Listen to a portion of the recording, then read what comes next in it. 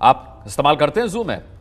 जो zoom app lockdown में आपका पसंदीदा साथी बन गया है ना, जिसे लेकर भारत सरकार भी सबको चेतावनी दे रही है, फिर भी लोग नहीं मान रहे, जिसने चीन का काम आसान कर दिया है।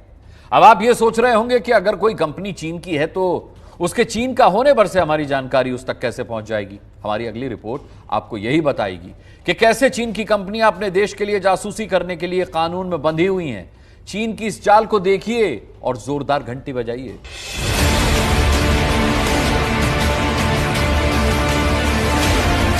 इन तस्वीरों को देखिए।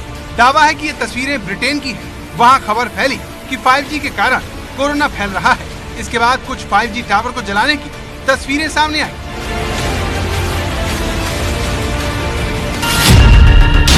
कोरोना भले ही 5G टावर से न फैल रहा हो, लेकिन अमेरिका समेत दुनिया भर के लोग मानते हैं कि दुनिया को सस्ते में 5G तकनीक बेच रही हुआवे कंपनी एक चीनी साजिश है। दावा है कि 5G तकनीक भारत में आने पर अस्पतालों में ऑपरेशन कई गुना तेजी से होंगे। बैंक, ट्रांसपोर्ट समेत कारोबार में हर जगह काम करने की रफ्तार बढ़ जाएगी। लेकिन अमेरिकी राष्ट्रपति को दी गई CIA की रिपोर्ट में बताया गया कि 5G तकनीक की सबसे बड़ी कंपनी हुआवे चीन के लिए जासूसी करती है। रिपोर्ट के पेज नंबर 5 में 4 पॉइंट के जरिए बताया गया कि चीन की आर्मी अमेरिका में चीनी कंपनियों के जरिए सेंध लगा रही है। अमेरिका को ब्लैकमेल करने वाली जानकारियां चीन अपनी कंपनियों के जरिए हासिल कर रहा है। चीनी कंपनी से अमेरिका में चीनी इंटेलिजेंस, रिसर्च, व्यापारिक गोपनीय जानकारी ली। हुआवे भारत में 5G तकनीक देना चाहती है। इसके लिए उसने भारत सरकार से ट्रायल की अनुमति मांगी है। एक्सपर्ट को डर है, अगर हुआवे को एक ठेका मिला तो हमारा हर राज चीन जान जाएगा। इसकी वजह चीन का एक कानून है जिससे उसकी हर कंपनी बंधी हुई है। इस नियम से चीन में सर्वर लगाने वाला जूम ऐप भी जुड़ा है। आइए चाइना के कानून के बारे में आपको बताते हैं। चाइना के इंटेलिजेंस कानून की धारा 7 के मुताबिक चीन में काम करने वाली हर कंपनी को उसके इंटेलिजेंस कार्यक्रम में हिस्सा लेना होगा। ये उसके ऊपर बाध्यकारी है। अगर वो ऐसा नहीं करता है तो उसे चीन के कानून के मुताबिक दंड मिलेगा। धारा 10 कहती है कि चीन में काम करने वाले या चीन की कंपनियों में काम करने वाले, चाहे वो विदेश में रह रहे हो चाहे देश में रह रहे हो, उन्हें बाध्यकारी तौर पर चीन के लिए इंटेलिजेंस इंफॉर्मेशन मुहैया करवानी होगी और इसकी जानकारी भी उन्हें किसी को नहीं देनी होगी। अगर वो ऐसा करते हैं तो चीन के कानून के मुताबिक उनके ऊपर सजा का प्रावधान है। अब जरा सोचिए, ऐसी सूरत में क्या गारंटी है कि चीन जिस तकनीकी को भारत या दुनिया के दूसरे मुल्कों में दे रहा है उससे वो जासूसी नहीं करवाएगा।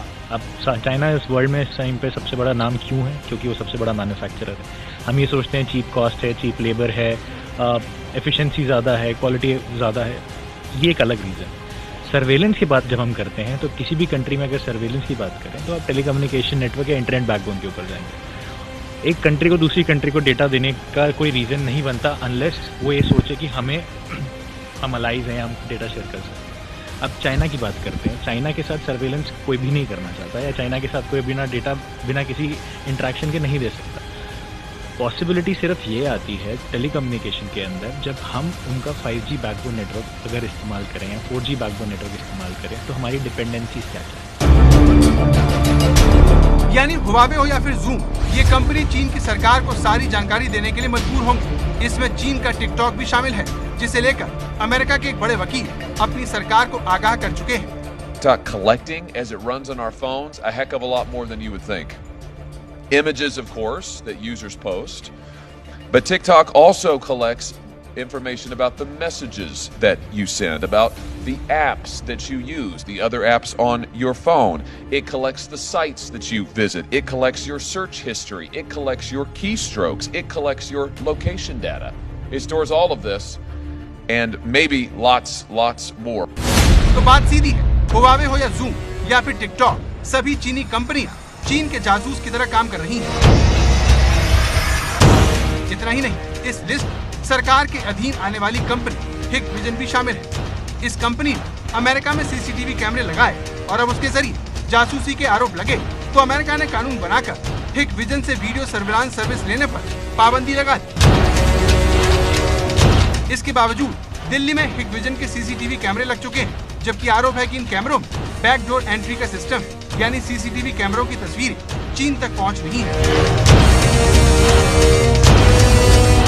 भारत में सब तब हो रहा है जब अमेरिका और ब्रिटेन में जासूसी और मानवाधिकार उल्लंघन की बात हो रही है, तो ऑस्ट्रेलिया ने सभी सैन्य इमारतों से चीन की इस कंपनी के सीसीटीवी कैमरे हटाने का आदेश दे दिया है। फ्रांस भी हिकविजन कैमरे से सुरक्षा खतरे की जांच कर रहा है।